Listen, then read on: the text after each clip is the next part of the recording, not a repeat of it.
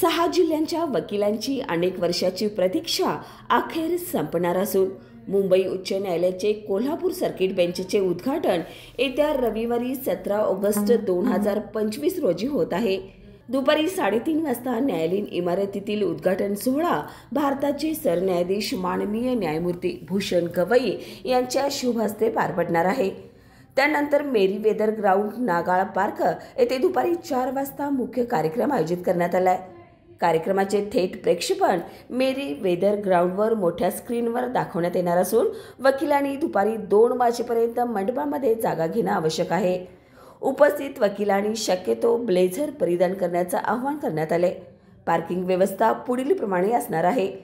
सांगली साताऱ्याहून येणाऱ्या वकिलांसाठी police parade ground Kasba Bawda, Ratnagiri Sindhudurg वकिलांसाठी महासैनिक दरबार लॉन, सोलापूर वकिलांसाठी मध्यवर्ती प्रशासकीय इमारत, तर कोल्हापूर जिल्ह्यातील वकिलांसाठी जिल्हा न्यायालयाची पार्किंग असणार आहे।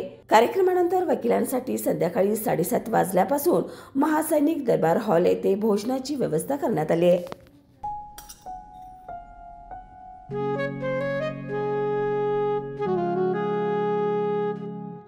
बाबा, आज येताना बासुंदी घेऊन या ना। अगं, कालच आपण आईचा वाढदिवस होता म्हणून आणली होती ना।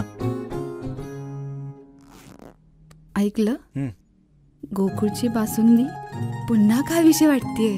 खरं सांगू, मलाही खावीशी वाटतेय। पुन्हा पुन्हा खावीशी वाटणारी गोकुळ बासुंदी।